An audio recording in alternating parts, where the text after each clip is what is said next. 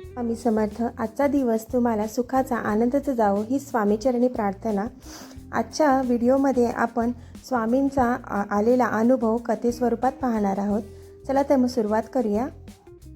या कथेतील माणसाचं आयुष्य बाहेरून पाहिलं तर अगदी साधंच होतं. रोजची कामं, घरची जबाबदारी आणि मनात सतत चालणारे विचार, पण आतून तो खूप दिवस अस्वस्थ होता.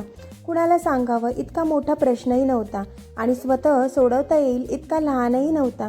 त्यामुळे मन कुठे थांबत नव्हतं. तो स्वामी समर्थांचा भक्त होता असं मोठ्या आवाजात तो कधीच म्हणत नसे. त्याचं कुठेही दर्शनाला जाणं, गाजावाजा करणं असं काही नव्हतं. पण एखादा कोपरा, एखादी शांत वेळ आणि नाव न घेताही मनात घेणारी जाणीव, एवढंच त्याचं नातं होतं. त्या दिवशीही काही वेगळं घडेल अशी अपेक्षा त्याच्या मनात नव्हती. तो दिवसही इतर दिवसासारखा सुरू झाला होता, पण मनावरचा ताण मात्र काही केल्या हलका होत नव्हता. प्रश्न सुटत नव्हता आणि विचार थांबत नव्हते. संध्याकाळ होत आली. घरात शांतता होती. बाहेर कुठलाही आवाज नव्हता आणि तो फक्त बसून होता. काही मागत नव्हता, काही बोलत नव्हता, फक्त आतल्या गोंधळाने थकलेला होता. आणि नेमकं त्या क्षणी काहीतरी वेगळं घडलं असं म्हणण्यापेक्षा असं म्हणणं जास्त योग्य ठरेल की काहीतरी आतून शांत झालं.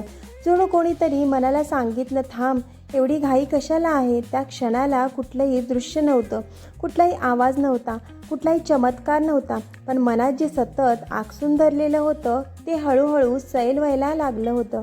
त्याला असं वाटलं नाही की प्रश्न चुकले, पण हे नक्की वाटलं की प्रश्न असूनही आपण चुकलो नाही आहोत.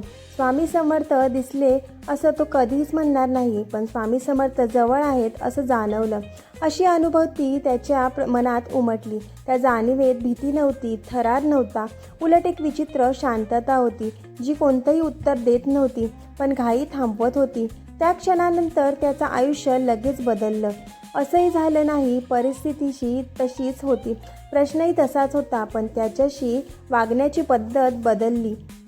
आधी जो सतत डोक्यावर घेऊन फिरत होता तो आता डोक्यात राहिला, पण मनावर बसला नाही. त्या भक्तासाठी साक्षात्काराचा अर्थ हा काही दिव्य दर्शन नव्हता, तो होता आतल्या आवाजाचं थांबणं, त्या शांततेत जाणवलेली उपस्थिती. त्याला एक गोष्ट स्पष्ट झाली की स्वामी समर्थांची साथ म्हणजेच हात धरून मार्ग दाखवणं नाही, तर पायाखालची जमीन घट्ट आहे याची जाणीव करून देणं आहे. त्या अनुभूतीनंतर त्याने कुणाला काही सांगावं असंही त्याला वाटलं नाही, कारण तो क्षण सांगण्यासाठी नव्हता, तो मनात ठेवण्यासाठी होता. दिवस गेले, आयुष्य पुढे सरकलं, अडचणी आल्या, पण त्या दिवसासारखी अस्वस्थता परत कधी आली नाही.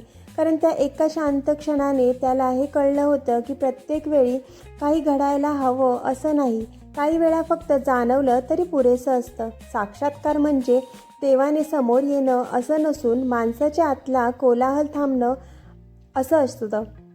आणि त्या थांबलेल्या क्षणात जी स्थिरता येते तीच खरी भेट असते असं त्याला वाटायला लागलं.